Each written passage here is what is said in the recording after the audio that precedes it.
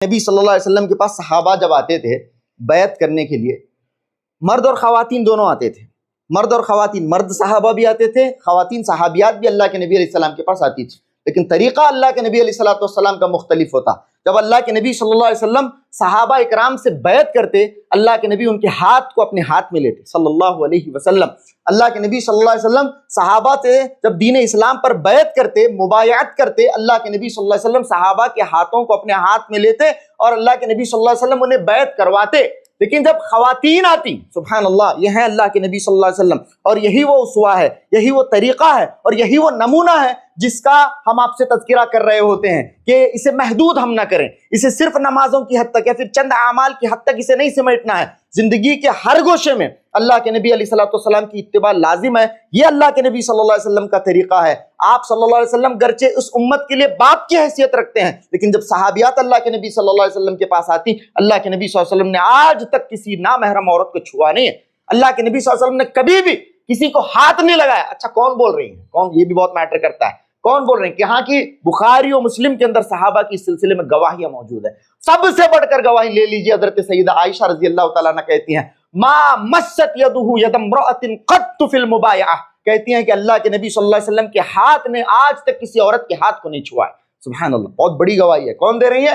حضرت سیدہ عائشہ کہتی ہیں ما مست یدہ ید امرأۃ قط فی المبایعہ، جب عورتیں آتی تھیں آپ کے ساتھ بیعت کرنے کے لیے، اللہ کے نبی کے سامنے عورتیں بیٹھتی تھیں، اللہ کے نبی صلی اللہ علیہ وسلم کی ہتھیلی نے کسی عورت کی ہتھیلی کو نہیں چھوا۔ اللہ کے نبی صلی اللہ علیہ وسلم نے کبھی کسی عورت کو نہیں چھوا، فی المبایعہ، چاہے وہ مبایعت کے لیے ہی کیوں نہ ہو، اسلام کے لیے، بیعت کے لیے بھی کیوں نہ ہو، اللہ کے نبی صلی اللہ علیہ وسلم نے کبھی کسی عورت کو نہیں چھوا ہے۔ یہ اللہ کے نبی صلی اللہ علیہ وسلم کا طریقہ ہے میرے بھائیوں۔ اللہ کے نبی صلی اللہ علیہ وسلم کی اہم تعلیمات میں سے ہیں عورت کا فتنہ بہت بڑا فتنہ ہے۔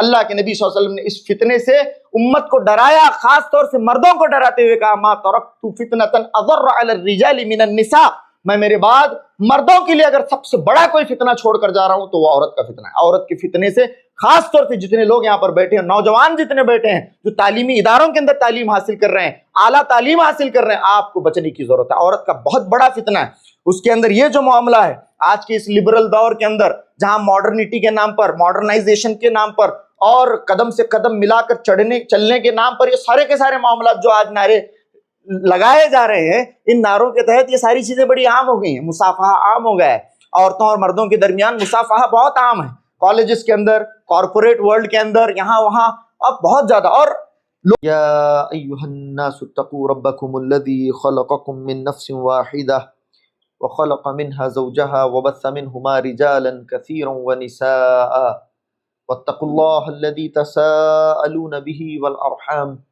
إن الله كان عليكم رقيبا يا أيها الذين آمنوا اتقوا الله وقولوا قولا سديدا يصلح لكم أعمالكم ويغفر لكم ذنوبكم ومن يطع الله ورسوله فقد فاز فوزا عظيما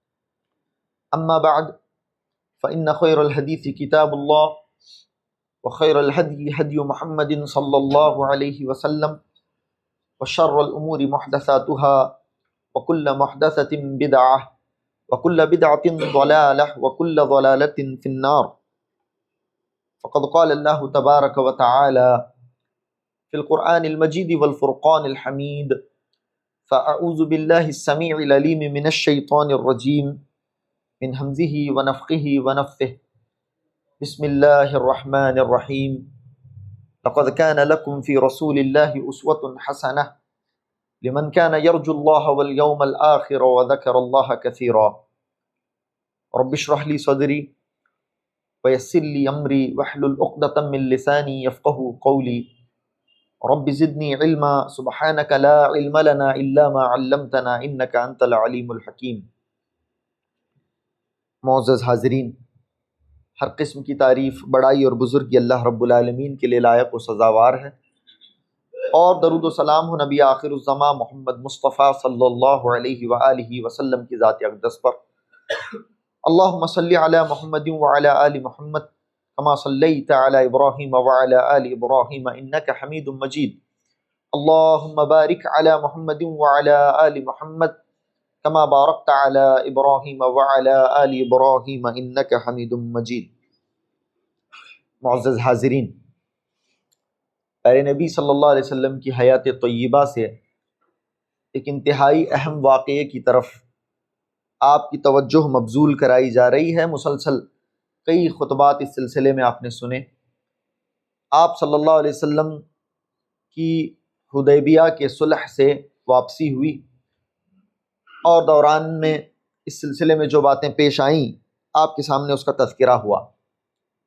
آپ صلی اللہ علیہ وسلم مدینہ طیبہ تشریف لاتے ہیں، مزید باتوں کے مراجعے کا وقت نہیں ہوتا ہے، آگے بڑھتے ہیں۔ آپ صلی اللہ علیہ وسلم مدینہ طیبہ تشریف لاتے ہیں۔ بعض اہل سیر اور مورخین کے مطابق ابھی اللہ کے نبی صلی اللہ علیہ وسلم مدینہ تشریف لائے بھی نہیں ہیں۔ ایسے میں ایک معاملہ پیش آتا ہے۔ اللہ کے نبی صلی اللہ علیہ وسلم ابھی مدینہ طیبہ آئے ہی ہیں کہ بعض مہاجر خواتین جو اسلام لائی ہیں، ان کا اسلام ابھی تک مخفی تھا، لیکن اب انہوں نے اپنے اسلام کا اظہار کیا، اور وہ مہاجر خواتین اسلام، مہاجر صحابیات، اب وہ مکہ مکرمہ کو چھوڑ کر وہاں سے بھاگ کر اہل اسلام کے پاس، اللہ کے نبی علیہ السلام کے پاس چلے آتے ہیں۔ ان سب میں بھی، ان خواتین اسلام میں بھی سب سے پہلے جو خاتون اسلام، سب سے پہلے جو صحابیہ مکہ مکرمہ سے تشریف لاتی ہیں، وہاں سے بھاگ کر آتی ہیں، وہ مکہ مکرمہ کے بہت بڑے سردار، کافروں کے بہت بڑے سردار، جس کا نام تھا عقبہ بن ابی معیط۔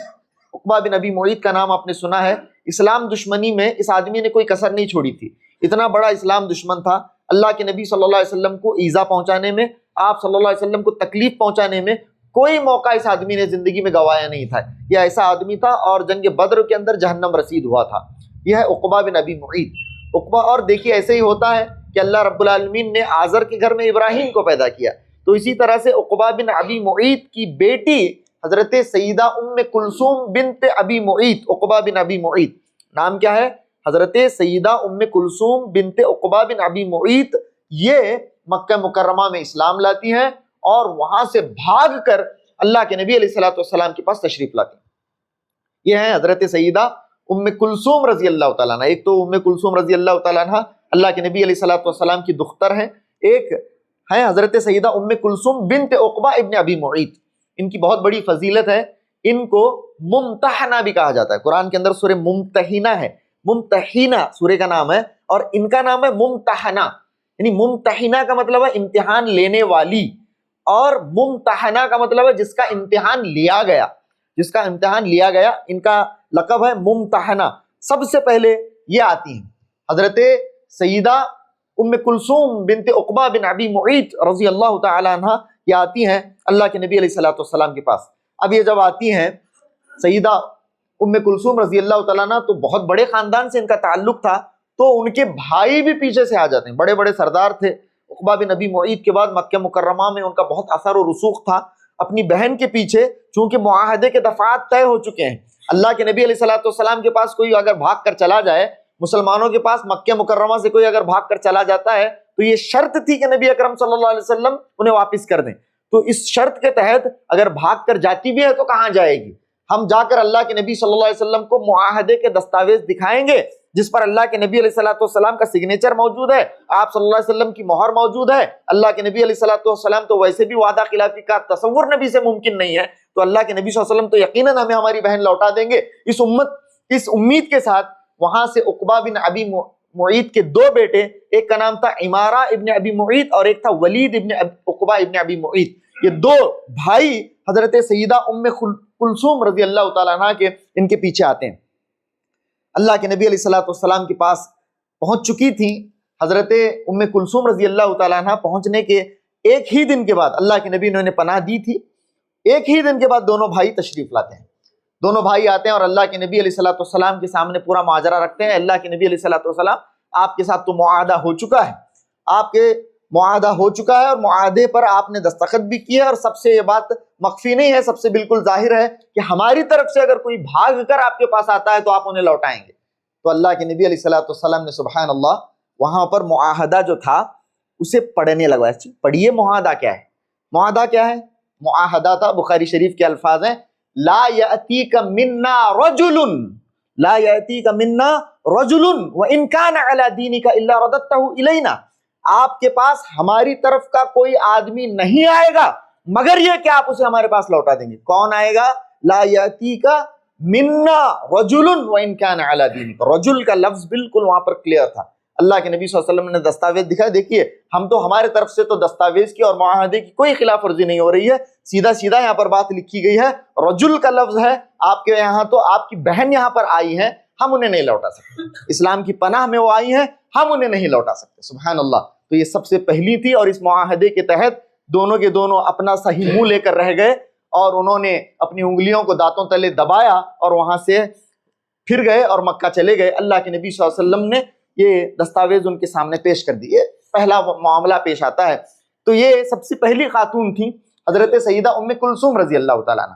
ان کے بعد بھی بہت ساری خواتین اسی طرح سے آنے لگی جن کا اسلام مخفی تھا, جنہوں نے اب تک اسلام کا اظہار نہیں کیا تھا, لیکن اب وہ ہجرت کرتے ہوئے وہاں سے آنے لگیں, ہجرت کرتے ہوئے آنے لگیں. اہل اسلام نے انہیں پناہ دیا. لیکن اللہ کے نبی صلی اللہ علیہ وسلم کے اوپر قرآن مجید میں اللہ رب العالمین نے آیتیں نازل فرمائیں.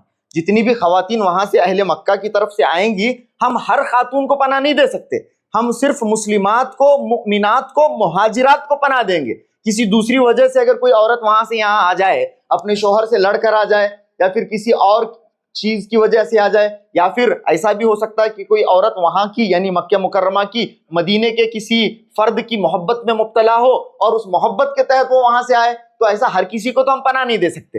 اسی لیے اللہ کے نبی صلی اللہ علیہ وسلم اور مسلمانوں کو اللہ رب العالمین نے قرآن مجید میں یہ حکم نازل فرمائے. سورہ ممتحنہ قرآن مجید کے 28ویں پارے کی صورت ہے, مختصر سی صورت ہے, آپ پڑھیں اس صورت کو, بڑی پیاری صورت ہے. اس کے اندر اللہ رب العالمین نے سارے احکامات اللہ رب العالمین نے نازل فرمائے. تو بالکل آخر میں سورے کا بالکل آخری حصہ اللہ رب العالمین نے فرمایا, یا ایھا الذین آمنوا, اے ایمان والوں, اذا جاءکم المؤمنات مہاجرات فامتحنوہن. اسی سے اس آیت کا نام, اس سورے کا نام ممتحنہ ہے. اے ایمان والو, اذا جاءکم المؤمنات, جب آپ کے پاس مومنات آئیں, مہاجرات, ہجرت کرتے ہوئے, تو آپ انہیں ایسے ہی ایکسیپٹ نہیں کر سکتے, آپ انہیں ایسے ہی پناہ نہ دیں, بلکہ فامتحنوہن, ان کا امتحان ضرور لیں, ان کا امتحان لیں. اللہ اعلم بایمانہن. سبحان اللہ. پھر سے دیکھیے وہاں پر اللہ نے فرمایا تھا سورہ فتح میں کہ اللہ رب العالمین صحابہ کے دلوں میں جو ہے اسے جانتا ہے. یہاں پر اللہ رب العالمین نے صحابیات کے متعلق فرمایا اللہ اعلم بایمانہن. اللہ رب العالمین ان کے ایمان کو خوب جانتا ہے, وہ ایمان والیاں ہیں, لیکن آپ ان سے ضرور ان کا امتحان لیں. فامتحنوہن اللہ اعلم بایمانہن فان علمتموہن مؤمنات فلا ترجعوہن الی الکفار. اللہ رب العالمین نے فرمایا کہ جب تم ان کا امتحان لے چکو, فلا ترجعوہن الی الکفار, انہیں کفار کے پاس واپس مت لوٹانا, انہیں کفار کے پاس واپس مت لوٹانا. کیوں نہیں لوٹائے جائیں گے؟ لا ہن حل لہم ولا ہم یحلون لہن. نہ وہ کفار کے لیے حلال ہیں, نہ کفار ان کے لیے حلال ہیں. کوئی مسلم اور مومن, کوئی مسلمان اور کوئی مشرک اور کافر ایک نکاح کے بندھن میں نہیں بن سکتے, چاہے وہ مرد ہو یا عورت ہو. مرد مومن ہے, اس کی بیوی کافرہ ہے, جائز نہیں. بیوی مومن ہے, مرد کافر ہے, جائز نہیں, یہ رشتہ ہی نہیں ہے. اللہ رب العالمین نے یہاں پر دو ٹوک الفاظ میں فرمایا لا ہن حل لہم ولا ہم یحلون لہن آتوہم ما انفقوا. اللہ رب العالمین نے فرمایا انہوں نے یعنی مشرکوں نے اور کافروں نے اپنی بیویوں پر جو بھی خرچ کیا ہوگا, چاہے وہ مہر کے شکل میں ہو, زیورات کے شکل میں ہو, سونے اور چاندی کی شکل میں ہو, آپ ان کی خواتین کو اپنے پاس لے کر پناہ دے دیں, لیکن ان کے اوپر بھی ظلم نہ ہونے پائے. اگر انہوں نے اپنی بیویوں کے اوپر اس طرح کا کوئی خرچ کیا ہے, انہیں لوٹا دے دیں. عورت کو لوٹائیں گے نہیں, آپ ان مؤمنات کو, مسلمات کو, صالحات کو ان کے پاس لوٹائیں گے نہیں, انہوں نے جو خرچ کیا ہے وہ لوٹائیں گے. پھر اللہ رب العالمین نے فرمایا فلا جناح علیکم ولا جناح علیکم ان تنکحوہن اذا آتیتموہن اجورہن.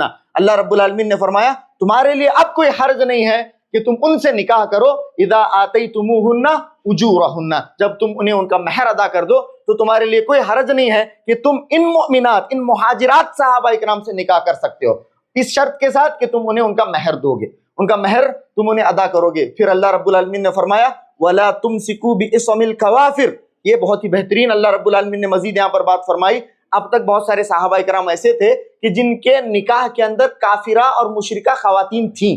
اب تک اس طرح کا معاملہ تھا. حضرت عمر رضی اللہ تعالیٰ عنہ کی 2 بیویاں ایسی تھیں جو مسلمان نہیں تھیں, اور دوسرے صحابہ کی بھی نکاحوں کے اندر ایسی خواتین موجود تھیں جو مسلمان نہیں تھیں, مشرکہ تھیں, کافرہ تھیں. تو اللہ رب العالمین نے یہاں اس آیت کے اندر فرمایا ولا تمسکوا بعصم الکوافر، اب یہاں سے اب تم اپنے پاس کافرہ عورتوں کو روکے نہیں رکھو گے، انہیں فارغ کر دو، انہیں اب تم یہاں سے فارغ کر دو۔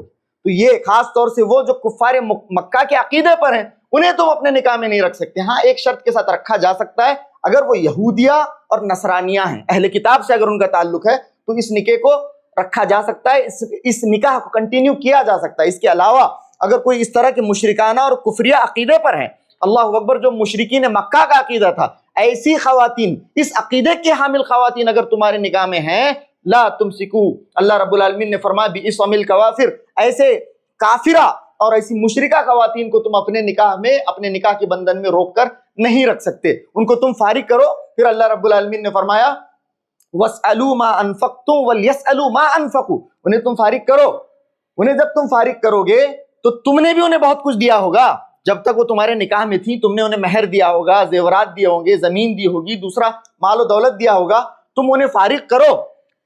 فارغ کرنے کے بعد وہ جس کے نکاح میں وہاں جائیں، مکے والوں سے تم نے جو خرچ کیا ہے ان پر، اسے تم حاصل کر سکتے ہو، اسے تم حاصل کر سکتے ہو کہ اس عورت کے اوپر میں نے اتنا اتنا خرچ کیا تھا، وہ وہاں سے اس کے جو دوسرے اولیاء ہوں گے ان کے پاس تم حاصل کر سکتے ہو۔ اچھا، ان کے اوپر بھی ظلم نہیں، وَلْيَسْأَلُوا مَا أَنفَقُوا، انہیں بھی چاہیے کہ وہ اپنا جو انہوں نے خرچ کیا ہے ان عورتوں کے اوپر جو صحابیات آئی ہیں، ان کے اوپر مہر کی شکل میں ہو یا پھر دوسرے ہدیوں کی شکل میں ہو، اپنی بیوی کے اوپر انہوں نے جو خرچ کیا ہے وہ بھی مانگ سکتے ہیں، تم بھی مانگو تم نے جو خرچ کیا ہے، اور ان کی جو عورتیں یہاں پر آ گئی ہیں، آپ وہ بھی اگر تم سے مانگتے ہیں تم انہیں لوٹا دو گے، تم انہیں ان کا مال انہیں لوٹا دو گے، وہ جو عورتیں ہیں وہ اپنا مہر وہ جو ہے لوٹا دیں گی۔ اس طرح سے اللہ رب العالمین نے بڑے ہی واضح انداز میں یہ آیتیں نازل فرمائیں کہ جو مومنہ عورتیں ہیں، مہاجرات عورتیں ہیں، ان کا تم امتحان لو، فامتحنوہن، ان کا امتحان لیا جائے۔ سبحان اللہ۔ تو یہاں سے بہت سارے معاملات کلیئر ہوتے ہیں۔ بہت سارے صحابہ اکرام بھی ایسے تھے جن کے اپنے نکاحوں کے اندر مشرکہ اور کافرہ عورتیں تھیں، انہوں نے اپنی اپنی بیویوں کو فارغ کیا۔ اسی طرح سے آپ نے دیکھا ہے کہ حضرت سیدہ زینب رضی اللہ تعالیٰ عنہ، زینب بنت رسول اللہ صلی اللہ علیہ وسلم، حضرت زینب رضی اللہ تعالیٰ عنہ کا اپنا نکاح بھی کافر کے ساتھ ہی ہوا تھا، وہ تھے ابو العاص کے ساتھ ان کا نکاح ہوا تھا۔ تو اللہ کے نبی صلی اللہ علیہ وسلم نے یہ جو نکاح تھا، یہ نکاح بھی ٹوٹ گیا، یہ نکاح بھی فسخ ہو گیا اس وقت تک جب تک ابو العاص فتح مکہ کے بعد ایمان نہیں لائے۔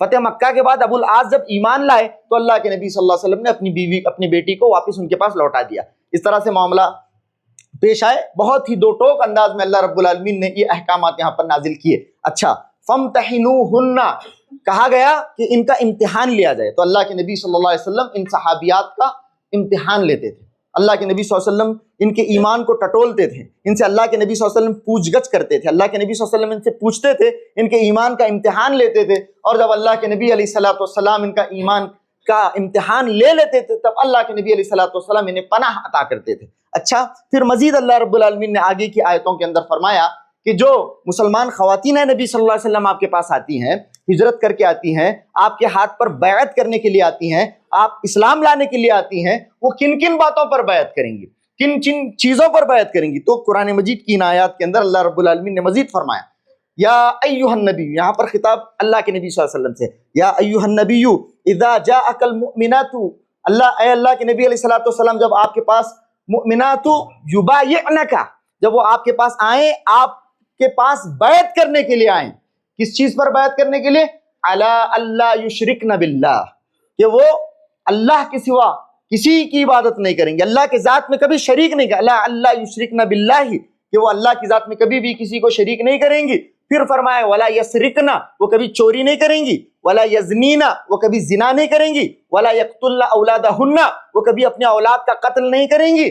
پھر کہا ولا یأتین ببہتان یفترینہ بین ایدیہن وارجلہن، وہ کوئی بہتان نہیں گھڑیں گی کسی کے اوپر بھی، کسی کے بھی معاملے میں۔ اور یہاں پر جتنی بھی باتیں ہیں عورتوں کے متعلق جو کہی جا رہی ہیں، وہ اس زمانے کے اندر عورتوں کے اندر بہت زیادہ پریولنٹ تھیں، بہت زیادہ عورتیں ان بیماریوں کا شکار تھیں، ان گناہوں کے اندر ملوث تھیں، شرک کے اندر عورتیں بہت زیادہ ملوث تھیں، چوری کے اندر عورتیں ملوث تھیں، زنا اور بدکاری کے اندر اس زمانے میں عورتیں ملوث تھیں، قتل اولاد کے اندر بھی بہت ساری عورتیں اس وقت ملوث تھیں، اپنے بچوں کے قتل کے اندر بھی ملوث تھیں۔ اور کہا گیا ولا یأتین ببہتان یفترینہ بین ارجلہن بین ایدیہن وارجلہن، وہ اپنے سامنے سے کوئی بہتان نہ گھڑ لائیں، یہ کہا گیا کہ وہ بہتان نہ گھڑیں، اس بات پر اللہ کے نبی آپ بیعت کریں، ان کا وعدہ لیں کہ وہ کبھی بہتان نہیں گھڑیں گی۔ پھر فرمایا وَلَا يَعْصِينَكَ فِي مَعْرُوفٍ، اے نبی صلی اللہ علیہ وسلم یہ کبھی کسی معروف میں آپ کی نافرمانی نہیں کریں گی، یہ کبھی معروف میں آپ کی نافرمانی نہیں کریں گی۔ تو یہاں پر رک کر چند باتیں ہم سمجھنے کی کوشش کرتے ہیں ان آیات کی روشنی میں۔ آج کے خطبے میں اللہ کے نبی صلی اللہ علیہ وسلم کے پاس صحابہ جب آتے تھے بیعت کرنے کے لیے، مرد اور خواتین دونوں آتے تھے، مرد اور خواتین، مرد صحابہ بھی آتے تھے، خواتین صحابیات بھی اللہ کے نبی علیہ السلام کے پاس آتی تھی، لیکن طریقہ اللہ کے نبی علیہ السلام کا مختلف ہوتا۔ جب اللہ کے نبی صلی اللہ علیہ وسلم صحابہ اکرام سے بیعت کرتے، اللہ کے نبی ان کے ہاتھ کو اپنے ہاتھ میں لیتے صلی اللہ علیہ وسلم۔ اللہ کے نبی صلی اللہ علیہ وسلم صحابہ سے جب دین اسلام پر بیعت کرتے، مبایعت کرتے، اللہ کے نبی صلی اللہ علیہ وسلم صحابہ کے ہاتھوں کو اپنے ہاتھ میں لیتے اور اللہ کے نبی صلی اللہ علیہ وسلم انہیں بیعت کرواتے۔ لیکن جب خواتین آتی، سبحان اللہ، یہ ہے اللہ کے نبی صلی اللہ علیہ وسلم، اور یہی وہ اسوہ ہے، یہی وہ طریقہ ہے، اور یہی وہ نمونہ ہے جس کا ہم آپ سے تذکرہ کر رہے ہوتے ہیں کہ اسے محدود ہم نہ کریں، اسے صرف نمازوں کی حد تک یا پھر چند اعمال کی حد تک اسے نہیں سمیٹنا ہے۔ زندگی کے ہر گوشے میں اللہ کے نبی علیہ السلام کی اتباع لازم ہے۔ یہ اللہ کے نبی صلی اللہ علیہ وسلم کا طریقہ ہے۔ آپ صلی اللہ علیہ وسلم گرچہ اس امت کے لیے باپ کی حیثیت رکھتے ہیں، لیکن جب صحابیات اللہ کے نبی صلی اللہ علیہ وسلم کے پاس آتی، اللہ کے نبی صلی اللہ علیہ وسلم نے آج تک کسی نامحرم عورت کو چھوا نہیں ہے۔ اللہ کے نبی صلی اللہ علیہ وسلم نے کبھی بھی کسی کو ہاتھ نہیں لگایا۔ اچھا کون بول رہی ہیں؟ کون؟ یہ بھی بہت میٹر کرتا ہے، کون بول رہے ہیں؟ کہ یہاں کی بخاری و مسلم کے اندر صحابہ کی اس سلسلے میں گواہیاں موجود ہیں۔ سب سے بڑھ کر گواہی لے لیجیے، حضرت سیدہ عائشہ رضی اللہ تعالیٰ عنہ کہتی ہیں ما مست یدہ ید امرأۃ قط فی المبایعہ، کہتی ہیں کہ اللہ کے نبی صلی اللہ علیہ وسلم کے ہاتھ نے آج تک کسی عورت کے ہاتھ کو نہیں چھوا ہے۔ سبحان اللہ، بہت بڑی گواہی ہے۔ کون دے رہی ہے؟ حضرت سیدہ عائشہ کہتی ہیں ما مست یدہ ید امرأۃ قط فی المبایعہ، جب عورتیں آتی تھیں آپ کے ساتھ بیعت کرنے کے لیے، اللہ کے نبی کے سامنے عورتیں بیٹھتی تھیں، اللہ کے نبی صلی اللہ علیہ وسلم کی ہتھیلی نے کسی عورت کی ہتھیلی کو نہیں چھوا۔ اللہ کے نبی صلی اللہ علیہ وسلم نے کبھی کسی عورت کو نہیں چھوا، فی المبایعہ، چاہے وہ مبایعت کے لیے ہی کیوں نہ ہو، اسلام کے لیے، بیعت کے لیے بھی کیوں نہ ہو، اللہ کے نبی صلی اللہ علیہ وسلم نے کبھی کسی عورت کو نہیں چھوا ہے۔ یہ اللہ کے نبی صلی اللہ علیہ وسلم کا طریقہ ہے میرے بھائیوں۔ اللہ کے نبی صلی اللہ علیہ وسلم کی اہم تعلیمات میں سے ہیں عورت کا فتنہ، بہت بڑا فتنہ ہے۔ اللہ کے نبی صلی اللہ علیہ وسلم نے اس فتنے سے امت کو ڈرایا، خاص طور سے مردوں کو ڈراتے ہوئے کہا ما ترکت فتنة اضر علی الرجال من النساء، میں میرے بعد مردوں کے لیے اگر سب سے بڑا کوئی فتنہ چھوڑ کر جا رہا ہوں تو وہ عورت کا فتنہ ہے۔ عورت کے فتنے سے خاص طور سے جتنے لوگ یہاں پر بیٹھے ہیں، نوجوان جتنے بیٹھے ہیں جو تعلیمی اداروں کے اندر تعلیم حاصل کر رہے ہیں، اعلیٰ تعلیم حاصل کر رہے ہیں، آپ کو بچنے کی ضرورت ہے۔ عورت کا بہت بڑا فتنہ ہے، اس کے اندر یہ جو معاملہ ہے آج کے اس لبرل دور کے اندر، جہاں ماڈرنٹی کے نام پر، ماڈرنائزیشن کے نام پر اور قدم سے قدم ملا کر چلنے کے نام پر یہ سارے کے سارے معاملات جو آج نعرے لگائے جا رہے ہیں، ان نعروں کے تحت یہ ساری چیزیں بڑی عام ہو گئی ہیں۔ مصافحہ عام ہو گیا ہے، عورتوں اور مردوں کے درمیان مصافحہ بہت عام ہے، کالجز کے اندر، کارپوریٹ ورلڈ کے اندر، یہاں وہاں، اب بہت زیادہ۔ اور لوگ بڑی ہی، یہ دیوسیت کا کیا عالم ہے، اس سے پہلے بھی میں نے اس کا تذکرہ کیا ہے، بہت سارے اس طرح کے تقریبات ہم نے اپنے آنکھوں سے دیکھی ہیں، گرچہ بیجاپور کے اندر نہیں بلکہ دوسرے مقامات پر جب ہم ایک مرتبہ گئے تو وہاں پر مسلمان کہلانے والے لوگ ہیں، مرد و زن کا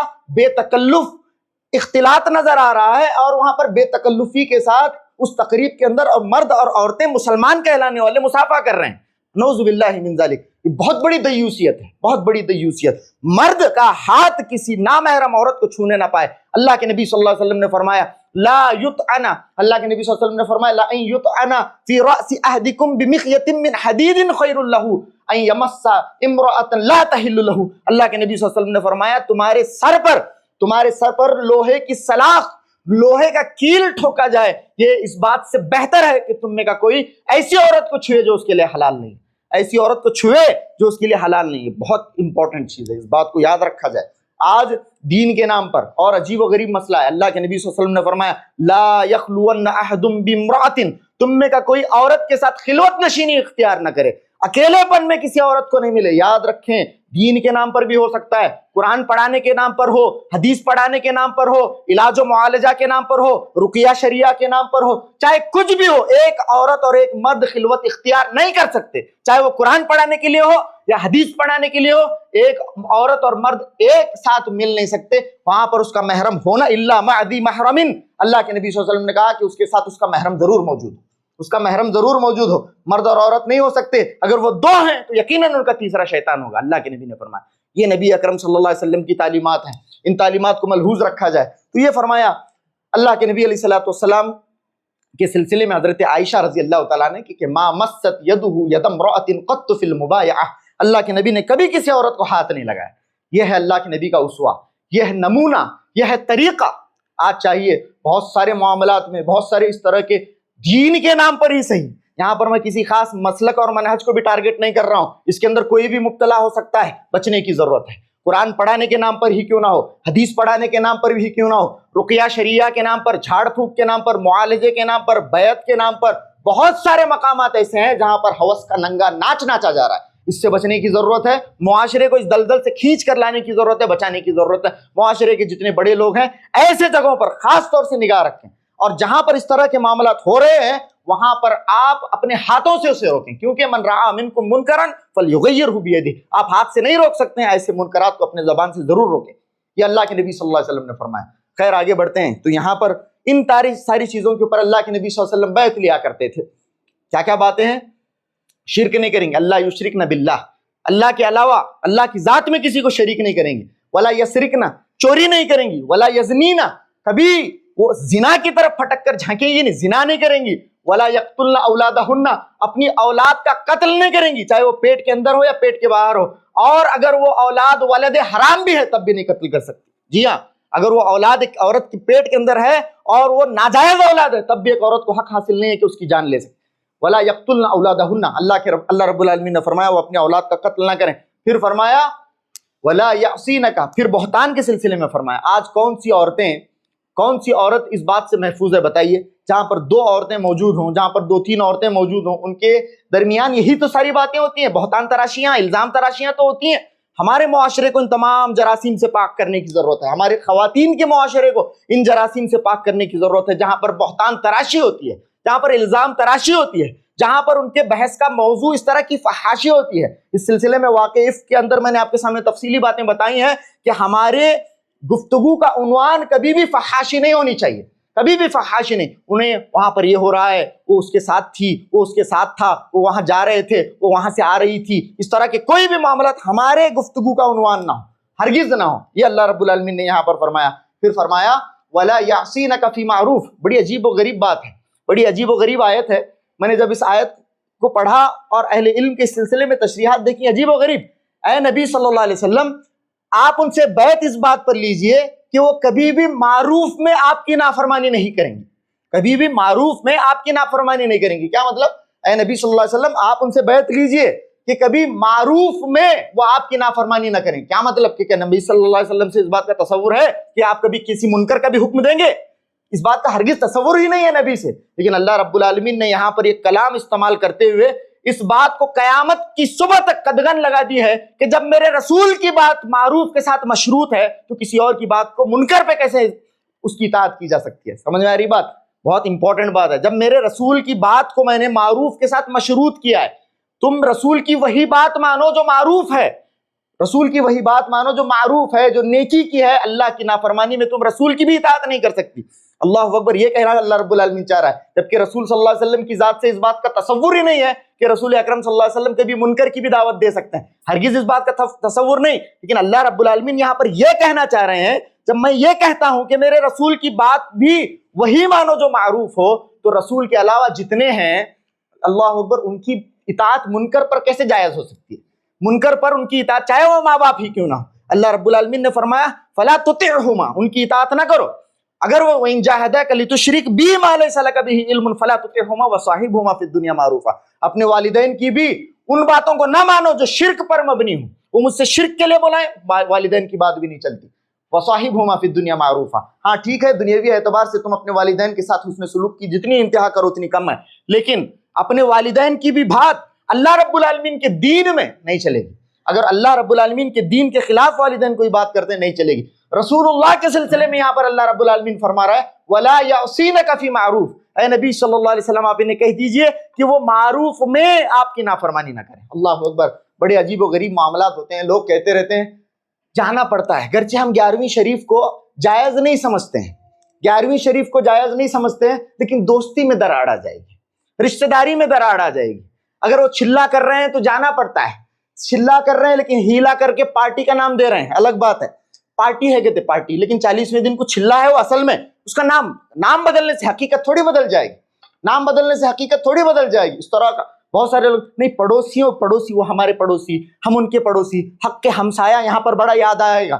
یہاں پر جتنے بھی رسومات ہیں، جتنے بھی بدعات ہیں، جتنے بھی خرافات ہیں، چاہے اس کے اندر قرآن خوانی کی بدعت کیوں نہ ہو، کل کی تیجا 40واں 10واں 20واں 50واں جو بھی ہے برسی، جتنے بھی اس طرح کے ہیں، قرآن کے نام پر ہی کیوں نہ ہو، آیت کریمہ کے نام پر بھی ہوں، اس کے اندر کسی بھی قسم کی شرکت آپ کے لیے ناجائز و حرام ہے. یاد رکھیں، ناجائز ہے، حرام ہے. آپ کسی بھی مخلوق کی اطاعت اللہ کی نافرمانی میں نہیں کر سکتے. یہاں پر اللہ نے فرمایا کہ رسول کی بھی وہی بات مانو جو معروف پر مبنی ہو.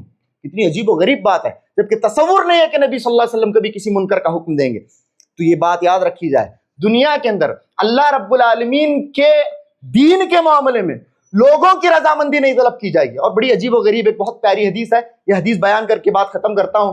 اللہ رب العالمین نے فرمایا، اللہ کے نبی صلی اللہ علیہ وسلم نے فرمایا، حضرت عائشہ رضی اللہ تعالیٰ نے اس حدیث کی راویہ ہیں، حضرت عائشہ رضی اللہ تعالیٰ عنہ حضرت معاویہ رضی اللہ تعالیٰ عنہ، حضرت معاویہ رضی اللہ تعالیٰ عنہ کو لیٹر لکھ کے یہ بات سمجھا رہی ہیں، یہ حدیث سمجھا رہی ہیں. کیا کہتی ہیں؟ من التمس، سبحان اللہ، من التمس رضا اللہ بسخط الناس کفاہ اللہ مؤونۃ الناس. کہتی ہیں من التمس رضا اللہ بسخط الناس کفاہ اللہ مؤونۃ الناس ومن التمس رضا الناس بسخط اللہ وکلہ اللہ الی الناس. جو آدمی اللہ رب العالمین کی رضا کے خاطر لوگوں کی ناراضگی مول لے، اللہ رب العالمین اس کے لیے کافی ہے. اللہ رب العالمین لوگوں کی طرف سے پہنچنے والی تمام ایذا رسائیاں، لوگوں کی طرف سے پہنچنے والی تمام تکالیف، لوگوں کی طرف سے پہنچنے والی تمام کی تمام شرارتوں کے لیے اللہ رب العالمین اس کا دفاع کرے گا. اللہ اس کے لیے کافی ہوگا، اس بندے کے لیے جو اللہ کی رضا کی خاطر لوگوں کی ناراضگی مول لینے کے لیے تیار ہے. ہاں، اللہ کی ناراضگی پر اگر جو آدمی لوگوں کی رضا کو ترجیح دیتا ہے، ایسے آدمی کو کل قیامت کے دن اللہ رب العالمین لوگوں کے ہی حوالے کر دے گا. جاؤ، یہی تمہیں جنت میں داخل کریں گے، یہی تمہیں نجات دیں گے. جاؤ، لوگوں کی رضا جب تمہیں اتنی مطلوب تھی، اب تم دنیا اور آخرت کے اندر انہی کے سپرد کر دیے جاتے ہو. دیکھیں لوگ تمہارا بیڑا کس طرح سے پار لگاتے ہیں. استغفر اللہ. اسی طرح سے ایک دوسری حدیث میں یہ فرمایا گیا کہ جو اللہ کی رضا کے خاطر لوگوں کی ناراضگی مول لیتا ہے، اللہ رب العالمین اس سے خود تو راضی ہوتا ہی ہوتا ہے، لیکن اللہ رب العالمین ایسے بندے کو لوگوں کی بھی رضامندی عطا کرتا ہے. لوگ بھی اس آدمی سے راضی ہو جاتے ہیں. لیکن ایسا آدمی جو اللہ رب العالمین کی ناراضگی پر لوگوں کی رضا کو ترجیح دیتا ہے، نہ اللہ اس سے راضی ہوتا ہے، نہ لوگوں کو اس سے ناراضی اللہ ہونے دیتا ہے. یہ آدمی جو لوگوں کو خوش کرنے کے لیے اللہ کو ناراض کر رہا تھا، کیا سمجھتا ہے کہ اللہ رب العالمین ان لوگوں کو اس سے راضی ہونے دے گا؟ یہ لوگ اس کے دشمن بن جائیں گے، لوگ اس سے دشمن بن جائیں گے، اس سے ناراض ہوں گے. اللہ کبھی لوگوں کو بھی اس سے راضی نہیں کرے گا. یعنی نہ خدا ہی ملا، نہ وصال صنم، نہ ادھر کے رہے نہ ادھر کے رہے. اس طرح کا معاملہ ان لوگوں کا ہوگا. تو خیر، بہت ہی پیاری آیتیں ہیں. ان پیاری آیات میں 2 آیتیں آپ کے سامنے پڑھی گئیں. ایک کے اندر یہ کہ جب مؤمنات اور مہاجرات آپ کے پاس آئیں، آپ ان کا امتحان لیں. اور مومن مردوں اور مومن عورتوں کے لیے کافر مرد اور کافر عورتیں اب جائز نہیں ہیں. اس سلسلے میں تفصیلی باتیں آئیں. اس کے بعد جب یہ آپ کے پاس ہے اللہ کے نبی صلی اللہ علیہ وسلم آئیں، تو آپ انہیں بیعت لیں. کن باتوں پر بیعت لیں؟ ان باتوں پر بیعت لی جائے گی کہ وہ شرک نہیں کریں گی، وہ چوری نہیں کریں گی، وہ زنا نہیں کریں گی، اپنی اولاد کا قتل نہیں کریں گی، وہ بہتان تراشی نہیں کریں گی، اور وہ اللہ کے نبی علیہ السلام کی معروف میں نافرمانی نہیں کریں گی. اگر اتنا ہوا، اللہ کے نبی صلی اللہ علیہ وسلم سے اللہ نے کہا فبایعہن، اے نبی ان سے بیعت کیجئے، واستغفر لہن، آپ ان کے لیے استغفار کیجئے، مغفرت کی دعا کیجئے. یہ اللہ رب العالمین نے فرمایا. آخر میں اللہ رب العالمین سے دعا ہے، کہنے اور سننے سے زیادہ اللہ رب العالمین عمل کی نیک توفیق و نیک ہدایت عطا فرمائے. تو آخر دعوانا ان الحمدللہ رب العالمین، وصلی اللہ علی نبینا محمد وآلہ وصحبہ وسلم تسلیما کثیرا.